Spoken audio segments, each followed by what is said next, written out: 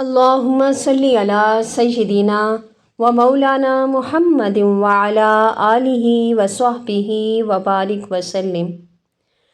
سید السادات حضرت سیدنا امام حسین رضی اللہ تعالی عنہ کی کنیت ابو عبداللہ ہے۔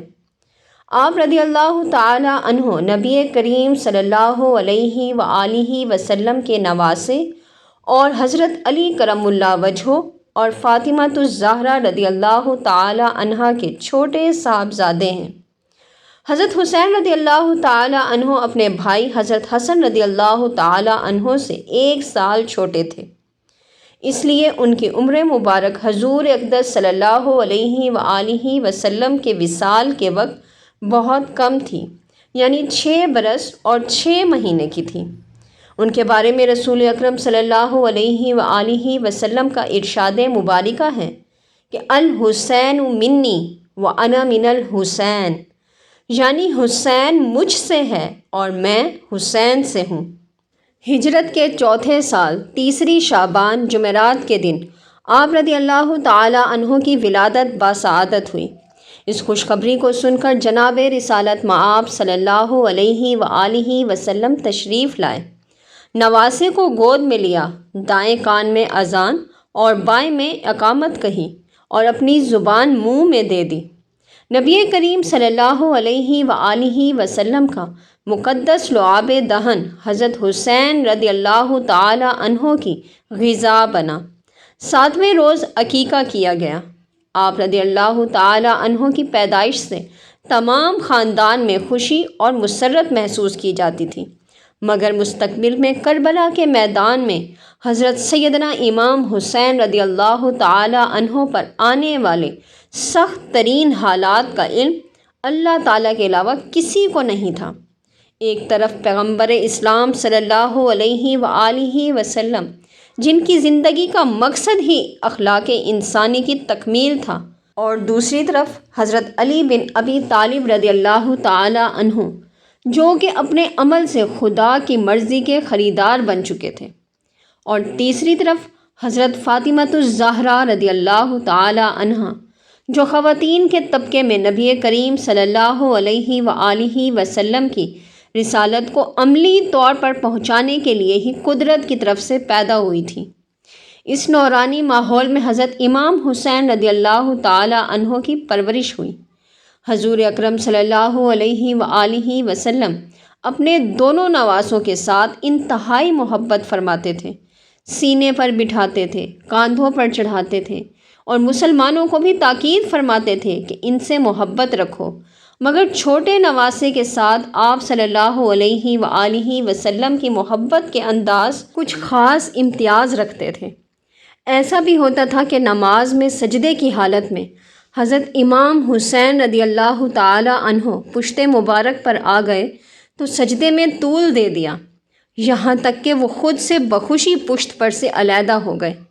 تو اس وقت سر سجدے سے اٹھایا۔ اور کبھی خطبہ پڑھتے وقت حضرت امام حسین رضی اللہ تعالی عنہ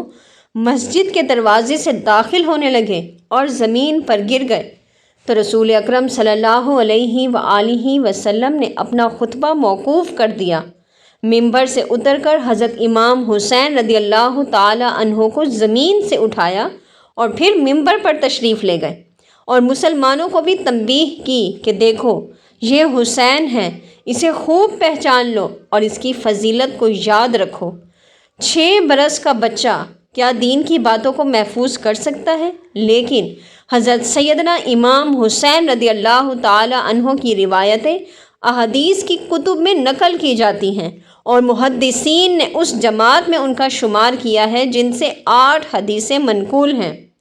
حضرت سیدنا امام حسین رضی اللہ تعالی عنہ فرماتے ہیں کہ میں نے حضور اقدس صلی اللہ علیہ وآلہ وسلم سے سنا کہ کوئی مسلمان مرد ہو یا عورت، اس کو کوئی مصیبت پہنچی ہو اور پھر وہ عرصے کے بعد یاد آئے، اور یاد آنے پر پھر وہ اِنَّ لِلَّهِ وَإِنَّا إِلَيْهِ راجعون پڑھے، تو اس کو اس وقت بھی اتنا ہی ثواب پہنچے گا جتنا کہ مصیبت کے وقت پہنچا تھا۔ یہ بھی حضور اقدس صلی اللہ علیہ وآلہ وسلم کا ارشاد مبارکہ ہے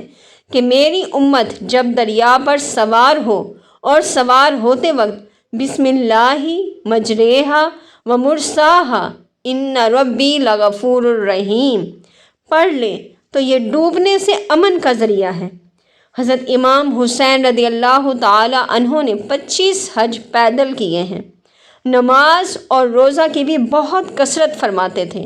اور صدقہ اور دین کے ہر کام میں کثرت کا اہتمام فرماتے تھے۔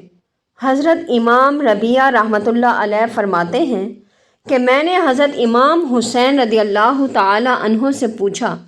کہ حضور اقدس صلی اللہ علیہ وآلہ وسلم کی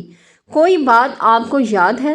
تو انہوں نے فرمایا ہاں، میں ایک بار ایک کھڑکی پر چڑھا جس میں چند کھجوریں رکھی تھیں، اس میں سے ایک کھجور میں نے منہ میں رکھ لی تو حضور اقدس صلی اللہ علیہ وآلہ وسلم نے فرمایا کہ اس کو پھینک دو، ہمارے لیے صدقہ جائز نہیں۔ حضرت امام حسین رضی اللہ تعالی عنہ سے حضور اقدس صلی اللہ علیہ وآلہ وسلم کا یہ ارشاد مبارک بھی منقول ہے کہ آدمی کے اسلام کی خوبی یہ ہے کہ بیکار کاموں میں مشغول نہ ہو۔ ان احادیث مبارکہ کے علاوہ اور بھی متعدد روایات آپ رضی اللہ تعالی عنہ سے منقول ہیں۔